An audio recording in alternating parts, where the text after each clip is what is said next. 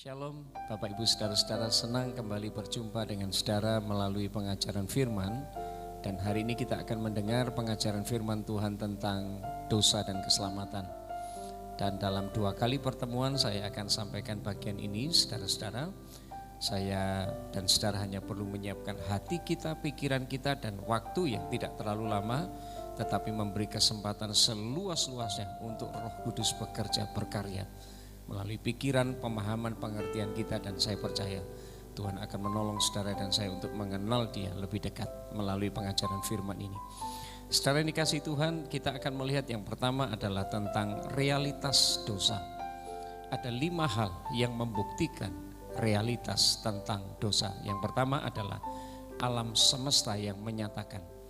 Kalau saudara perhatikan apa yang sedang terjadi di alam semesta, ada sesuatu yang keliru. Ada satu masalah besar. Ini sesuatu yang tidak pernah dirancang oleh Tuhan sebelumnya.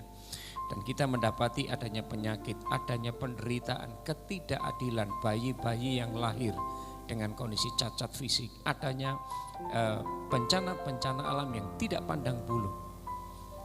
Saudara dan saya pun masih ada di dalam situasi pandemi COVID-19. Orang boleh menebak orang boleh berasumsi apapun tentang hal ini, tapi apapun yang terjadi Bapak Ibu Saudara-saudara, COVID-19 ini pun membuktikan adanya realitas dosa. Dan yang kedua saudara-saudara, sejarah manusia juga menyatakan hal tersebut. Mari kita perhatikan pandangan singkat tentang sejarah manusia yang diwarnai dengan kekacauan, diwarnai dengan kebingungan, dengan perang dan penumpahan darah, dengan keserakahan dan kebejatan moral, menyatakan ini adalah realitas dosa. Saudara, mari perhatikan bagaimana di tahun 1939 sampai 1945 ketika pasukan Jerman mendominasi Eropa di bawah kepemimpinan Adolf Hitler. Saudara-saudara, terjadi pembantaian lebih dari 2 juta orang-orang Yahudi, membuktikan bahwa sejarah manusia, dalam kehidupan sejarah manusia ada realitas tentang dosa. Dan yang ketiga saudara-saudara, pengalaman manusia menyatakan adanya realitas dosa. Waktu saudara membaca Roma pasal 1 ayat 21 sampai 32, nanti saudara akan mendapati gambaran yang terjadi di dalam Roma 1 ayat 21 sampai 32. Tentang apa yang terjadi, adanya penyembahan berhala, ada kecemaran, hawa nafsu, seks yang tidak wajar. Saudara mendapati homoseksual, lesbian, free sex dan sebagainya. Ada pembunuhan, ada fitnah, iri hati, perselisihan, kenajisan, kelaliman. Ada kesombongan, ada kelihayan dalam melakukan kejahatan, licik dan sebagainya. Membuktikan adanya realitas dosa dalam sejarah, dalam pengalaman hidup manusia sampai dengan hari ini. Nah Bapak Ibu saudara yang dikasihi Tuhan, kalau saudara memperhatikan ayat-ayat dalam Roma pasal 1, 21 sampai 32 ini, saudara, ada sebuah kesimpulan yang tidak bisa dihindari bahwa mereka manusia paling tidak pernah menjadi pelaku dari salah satu atau beberapa tindakan dosa yang saya paparkan tadi sesuai dengan Roma pasal 1 ayat 21 sampai 32. Jadi jangan heran Bapak Ibu, ada seorang filsuf bijak yang hidup lebih kurang 1500 tahun yang lalu. Dia mengatakan, Seneca namanya, Seneca mengatakan, kita semua jahat.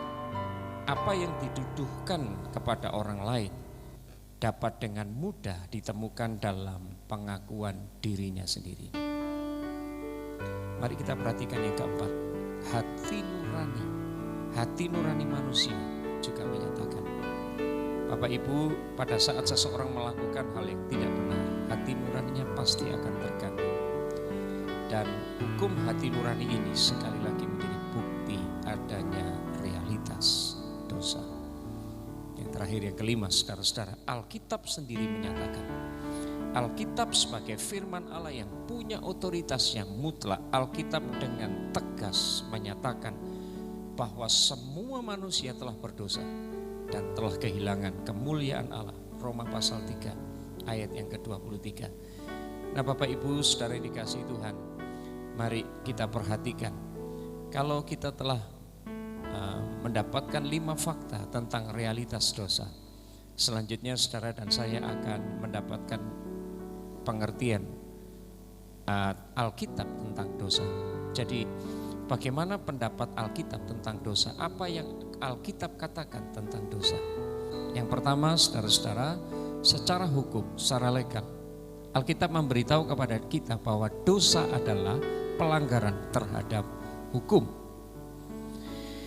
Allah telah menetapkan semacam standar moral yang harus dipatuhi, dan ketika kita melanggarnya, maka kita berdosa dan kita layak mendapatkan hukuman.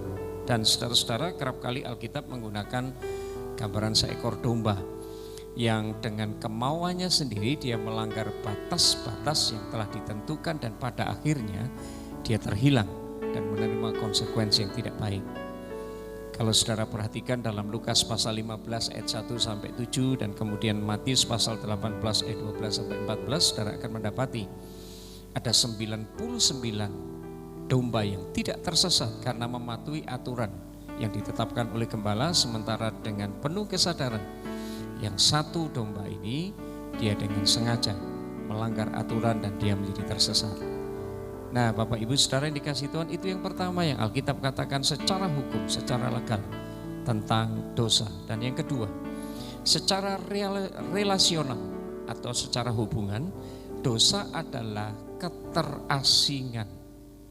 Nah Bapak Ibu yang dikasihi Tuhan, damai sejahtera dan sukacita yang mengalir akibat hubungan kita, sukacita yang mengalir, damai sejahtera yang mengalir dari pengenalan dan hubungan yang akrab antara kita dengan Allah kita, akan hilang seketika pada saat saudara dan saya memutuskan untuk menuntut hak kita secara pribadi, untuk melepaskan diri dari kendali yang ditentukan oleh Bapa atas kita. Maka saudara-saudara, hancurlah hubungan kita dengan Bapa kita di surga, dan kita menjadi terpisah dengan Tuhan dan membuat ras manusia menjadi sebuah gambaran yang rusak, keluarga yang rusak. Nah, gambaran terbaik mengenai karakter relasional dari dosa ini dapat saudara dan saya jumpai di dalam Lukas pasal 15 ayat 11 sampai yang ke-32 tentang perumpamaan anak yang hilang, saudara-saudara. Dan akhirnya harus kita sadari pula bahwa keterasingan akan mengantar saudara dan saya kepada kebangkrutan dan kehancuran hidup. Fakta yang Allah sebutkan di dalam perumpamaan Lukas 15 ayat 11 sampai 32 ini, saudara-saudara pasti yakin saya kalau saudara pernah membaca bagian ini. Si bungsu ini memutuskan untuk meminta warisan dari ayahnya, dan kemudian dia hidup terasing dari ayahnya. Dia hidup berfoya-foya menghabiskan seluruh harta bendanya, dan pada akhirnya Alkitab memberitahu kepada saudara dan saya, dia hidup di tengah penderitaan karena jauh dari hadirat Tuhan. Dia sadar dirinya tidak layak lagi di hadapan Tuhan dan kembali kepada Tuhan. Nah Bapak Ibu, dari realita ini secara relasional atau secara hubungan, dosa adalah sebuah keterasingan. Jadi harus kita sadari bahwa keterasingan akan mengantar kepada kebangkrutan dan kehancuran hidup. Yang ketiga, saudara-saudara, secara volisional atau berkaitan dengan kemampuan memilih, karena kita memiliki free will atau kehendak bebas. Saudara, dosa adalah perbudakan. Sekali lagi, dosa adalah perbudakan. Kehidupan yang self-centered, artinya berpusat kepada diri sendiri, memang akan menjanjikan kebebasan. Tetapi saudara yang dikasihi Tuhan, sebenarnya yang terjadi adalah kebalikannya, yaitu perbudakan. Salah satu dari aspek yang paling destruktif dari dosa adalah kesanggupannya untuk menguasai diri kita, kesanggupannya untuk menguasai kita, dan kemudian menihilkan kesanggupan kita untuk memilih. Kali ini kita akan membaca Alkitab kita dalam Roma pasal yang ke-7. Roma pasal yang ke-7 ayat yang ke-15 sampai 24. Saya akan membacakan untuk saudara. Sebab apa yang telah aku perbuat aku tidak tahu. Karena bukan apa yang aku kehendaki yang aku perbuat, tetapi apa yang aku benci itu yang aku perbuat. Jadi jika aku perbuat apa yang tidak aku kehendaki, aku menyetujui bahwa hukum Taurat itu baik. Kalau demikian, bukan aku lagi yang memperbuatnya, tetapi dosa yang di dalam aku. Sebab aku tahu bahwa di dalam aku, yaitu di dalam aku sebagai manusia, tidak ada sesuatu yang baik. Sebab kehendak memang ada di dalam aku, tetapi bukan hal yang baik yang aku perbuat. Sebab bukan apa yang aku kehendaki, yaitu yang baik yang aku perbuat, melainkan apa yang tidak aku kehendaki, yaitu yang jahat yang aku perbuat. Jadi jika aku berbuat apa yang tidak aku kehendaki, maka bukan aku yang memperbuatnya, tetapi dosa yang ada yang diam di dalam aku. Demikianlah aku dapati hukum ini, jika aku menghendaki berbuat apa yang baik, yang jahat ini ada padaku. Sebab di dalam batinku aku suka akan hukum Allah, tetapi di dalam anggota-anggota tubuhku aku melihat hukum-hukum lain yang berjuang untuk melawan hukum akal budiku dan membuat aku menjadi tawanan hukum dosa yang ada di dalam anggota-anggota tubuhku. Aku manusia celaka. Siapakah yang akan melepaskan aku dari tubuh maut ini? Syukur kepada Allah oleh karena Yesus Kristus Tuhan kita. Jadi dengan akal budiku aku melayani hukum Allah, tetapi dengan tubuh insaniku aku melayani dosa. Nah Bapak Ibu Saudara yang dikasihi Tuhan, kita bersyukur pada akhirnya Tuhan menolong saudara dan saya untuk melihat sebuah fakta yang ada di depan kita. Fakta yang menjadi yang dengannya kita bergaul di keseharian kita. Fakta bahwa ada realitas dosa. Saudara-saudara dan saya, kita bersyukur kepada Tuhan bahwa memang di tengah ketidaksanggupan dan ketidakmampuan kita harus berjuang melawan akal budi kita, melawan keinginan-keinginan yang bekerja di dalam hati kita. Tetapi kasih karunia Tuhan menolong saudara dan saya untuk memilih mengikut Tuhan dan meninggalkan dosa. Dan saya percaya saudara-saudara, selama saudara dan saya hidup di dunia ini memang kita harus berjuang, memperjuangkan hidup kita untuk terus tinggal, memastikan bahwa kita harus tinggal di dalam kehendak dan rencana Tuhan. Saya percaya saudara dan saya akan semakin diteguhkan, dikuatkan oleh Tuhan. Kita boleh bergaul dengan masyarakat dunia dan memang Tuhan mengutus kita untuk ada di dunia. Tetapi saudara dan saya perlu tahu panggilan kita tidak menjadi serupa dengan dunia ini, tetapi berubahlah akal budi kita sesuai dengan firman Tuhan. Dan hidup kita menjadi kesaksian yang memuliakan Tuhan. Cara hidup kita mungkin berbeda, cara berkata-kata kita, cara berpikir, cara mengambil keputusan mungkin berbeda dengan dunia yang realitas yang dipenuhi dengan dosa. Tapi saudara dan saya adalah orang-orang yang telah menerima Yesus sebagai Tuhan dan Juru Selamat. Dan tidak ada jalan lain untuk menerima anugerah keselamatan.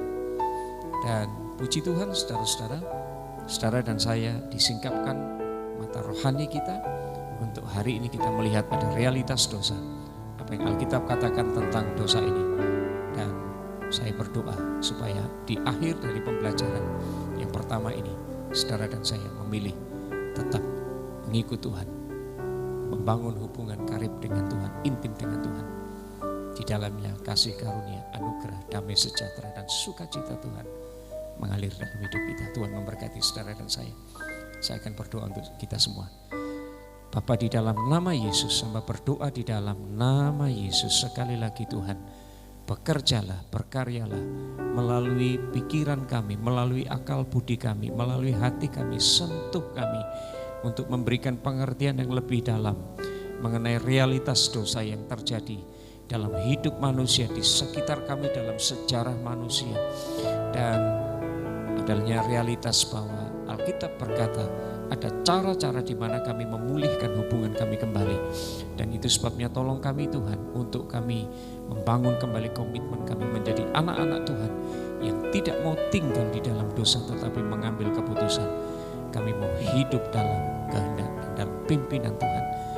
Kami bersyukur kepadamu Tuhan hari ini, setiap mata yang melihat, setiap telinga mendengar, setiap hati yang dibuka untuk kebenaran firman hari ini. Tuhan berkati, damai sejahtera-Mu tinggal dalam hati kami, dalam hidup kami. Di dalam nama Yesus kami